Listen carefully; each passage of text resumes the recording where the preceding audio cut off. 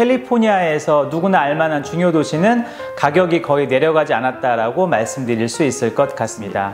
1월 현재 금리는 3.25%를 유지하고 있으며 은행에서는 매년 융자 가이드라인을 조정하고 있습니다. 은행에서 융자 가이드라인을 1% 내리게 되면 전년도 대비 3%의 바이어가 융자를 받을 수 없게 될 수 있습니다. 집을 사셔야 하는 분들은 고민하지 마시고 최대한 빨리 집을 살 수 있는 방법을 찾아보시기 바라겠습니다.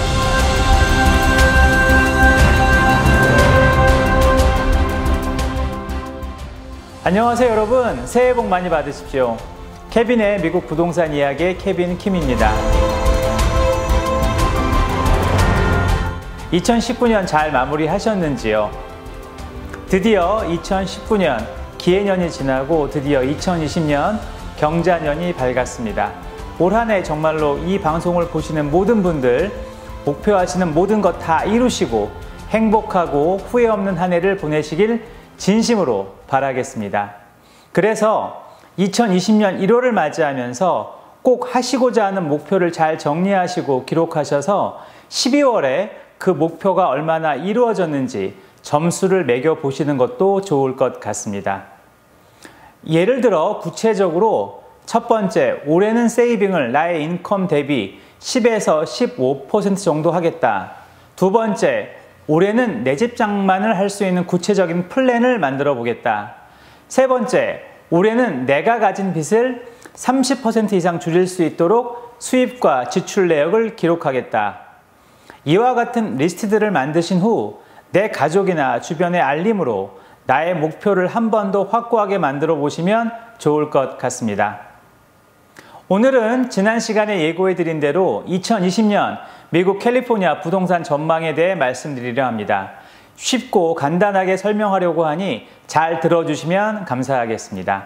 먼저 2019년 부동산 현황을 정리해 드리자면 금리는 아주 안정세로 3.5%를 웃도는 20년 만에 가장 좋은 이자율을 기록한 한 해였습니다. 하지만 생각보다 은행의 융자 가이드라인이 까다로워 쉽게 융자를 얻기가 힘들어 좋은 이자율에도 불구하고 많은 분들이 이 이자율을 적용받지 못했는데요. 그래서 꼭 드리고 싶은 말씀은 아무리 좋은 이자율도 나의 인컴과 지출이 어떤지에 따라 모기지 융자를 좋은 이자율로 받을 수도 있으며 또는 아예 받을 수도 없다는 사실을 기억하시기 바라겠습니다. 다행히 예전에 높은 이자로 모기지를 가지고 계셨던 분들께서 2019년에 좋은 이자로 갈아타신 분들도 있었습니다.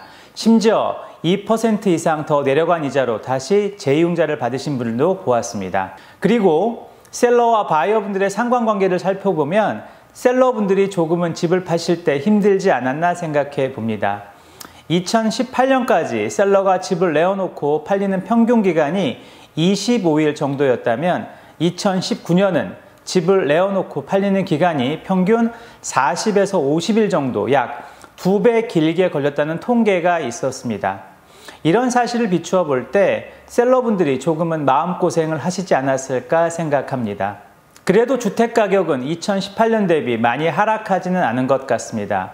예를 들어 50만 불에 나온 집이 2만 불 정도 하락한 정도에 팔린 상황이며 학군이 좋고 교통이 편리한 주택들은 리스팅 가격보다 상회에서 팔린 곳들도 꽤 많았습니다. 다시 말씀드려 캘리포니아에서 누구나 알만한 중요 도시는 가격이 거의 내려가지 않았다라고 말씀드릴 수 있을 것 같습니다. 두 번째, 2020년 금리 상황에 대해 말씀드리겠습니다. 1월 현재 금리는 3.25%를 유지하고 있으며 올 상반기까지는 이 이자율이 거의 그대로 유지될 것이라고 많은 지표들이 확인해주고 있습니다.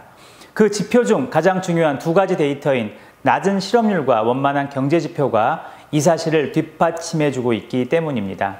이렇듯 전체적인 지표가 안정세와 낮은 그래프를 형성하고 있기에 주택을 구입하시거나 재용자를 받으시려는 분에게는 호재로 작용될 수 있다는 것 꼭 기억하시고 현재 주택을 가지고 계신 분들은 꼭 한번 본인의 모기지 금리를 확인해 보시기 바라겠습니다. 모기지 융자를 가지고 계신 분들 중 20% 정도는 본인의 이자율을 모르시는 분들이 계시더라고요.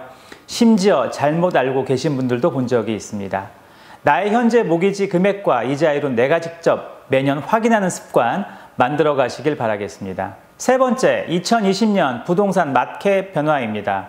많은 분들이 조금은 부정적인 견해를 많이 내어놓고 있는데 제 개인적인 견해는 그렇지 않다고 생각합니다. 왜냐하면 2008년 같은 서브프라임 사태는 두 번 다시 오지 않을 것이기 때문입니다. 은행에서는 매년 융자 가이드라인을 조정하고 있습니다. 은행에서 융자 가이드라인을 1% 내리게 되면 전년도 대비 3%의 바이어가 융자를 받을 수 없게 될 수 있습니다. 그러므로 여전히 집이 없어 렌트를 필요로 하는 수요자들은 계속 늘어나고 있다는 것이며, 이런 데이터가 위의 내용들을 뒷받침하고 있습니다. 다시 정확하게 말씀드려 내가 첫 집을 구입하고자 하는 분들은 기다리지 마시고 꼭 집을 구입하시기 바라겠습니다. 가격이 떨어질 것을 기대하다가 계속 렌트비만 내다 보면 아무 종잣돈도 모을 수 없게 되기 때문인데요. 예를 들어 보겠습니다. 2,500불 렌트를 내는 분이 3년간 9만 불을 소비한다면 1불도 세이빙할 수 없을 것입니다. 하지만 반대로 집을 구입한 분은 모기지 2,500불 중에서 약 35% 정도 모기지를 갚아 나가게 됩니다. 이렇게 3년이 지나게 되면 약 35,000불 정도가 모이게 되죠. 바꿔서 말씀드리면 3년 안에 그 집이 가격 대비 5% 이하로 거래되지 않는다면 나중을 기대하시는 분은 결국 손해를 보시게 된다는 데이터를 확인하실 수 있습니다. 하지만 세컨하우스 또는 투자용으로 주택을 구입하시는 분들은 조금 더 신중히 알아보실 필요가 있습니다. 왜냐하면 그 집에서 발생하는 모기지, 각종 익스펜스 대비 내가 받을 수 있는 렌트의 상관관계가 조금 다를 수 있기 때문입니다. 제가 이 내용은 나중에 아주 세부적으로 다뤄드리겠습니다. 다시 말씀드려 첫 집을 사셔야 하는 분들은 고민하지 마시고 최대한 빨리 집을 살 수 있는 방법을 찾아보시기 바라겠습니다. 그리고 투자형 주택 구입을 원하시는 분들은 조금 더 신중히 여러 조건들을 알아보신 후 구입 여부를 확인해 보셔야 한다는 것 꼭 기억해 주시기 바라겠습니다. 주변 얘기만 듣다 내가 사야 할 주택 구입 시기를 놓칠 수 있다는 것, 상담은 꼭 전문가와 하셔야 한다는 것, 마지막으로 앞으로는 절대 서브프라임 같은 사태는 오지 않을 것이라는 세 가지 사실을 잊지 말아주시면 감사하겠습니다. 마지막으로 2020년 셀러와 바이어의 상관관계에 대해 말씀드리려 합니다. 2020년에도 2019년과 비슷하게 셀러가 주택을 내어놓고 팔리는 시점이 40일 이상 걸릴 수 있을 것 같습니다. 하지만 주택 매물은 2019년 대비 120에서 130% 정도 많이 나올 것 같다는 데이터가 있으므로 조금은 원활히 주택 매매가 이루어질 것으로 생각하며, 베이비 부모 세대들이 주택 구입 시장에 뛰어들고 있어 가격은 하락하지 않을 것이라는 전망이 나오고 있습니다. 여기에서 셀러분들이 정말 고민하셔야 될 부분이 주택을 파셔야 할 가격을 조금 더 신중히 결정하셔야 한다는 것입니다. 예전 같으면 조금 높은 가격에 매물을 내어놓고 조금 내려서 팔 수 있었습니다.